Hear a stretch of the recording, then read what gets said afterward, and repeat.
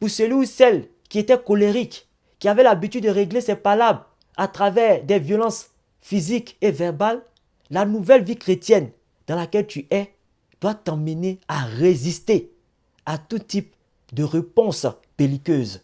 Aujourd'hui, la multitude d'attaques auxquelles tu fais face ne doit pas t'emmener à renier ce que tu es devenu maintenant. C'est-à-dire un enfant de Dieu qui marche par le fruit de l'esprit.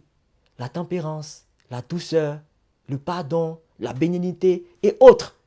Il faut dire que certains frères et sœurs, lorsqu'ils sont confrontés à des problèmes, des difficultés, des tensions, tu vas les entendre dire, tu as la chance que je sois devenu chrétien ou chrétienne. Il y a 5 ans en arrière, je t'aurais dit ceci ou je t'aurais fait cela. Non, mon frère, non. La parole de Dieu nous dit que ceux qui sont en Christ sont de nouvelles créatures. Les choses anciennes sont passées, voici toutes choses sont devenues nouvelles. Mais ce verset-là ne s'adresse pas seulement qu'aux pécheurs. Ce verset-là ne s'adresse pas seulement qu'aux transgresseurs et aux transgresseuses. Non, il parle aussi de ceux-là qui ont l'habitude de recourir au vieil homme pour régler leurs problèmes. Oui, parce que certains frères et sœurs en Christ ont un nerf sensible en eux autour duquel il n'y a aucune protection.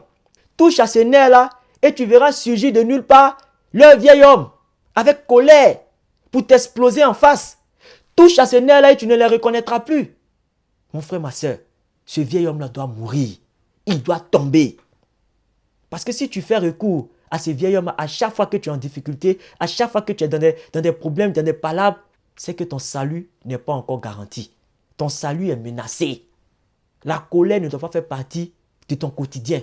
On te connaissait avant comme étant une personne colérique.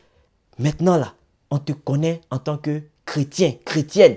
Donc tu ne dois plus arborer cette ancienne image-là. Si tu arbores encore cela, si tu fais recours constamment au vieil homme, c'est que tu as toujours encore la main attachée au passé. Tu regardes encore en arrière. Et celui qui regarde en arrière n'est pas digne d'entrer dans le royaume des cieux.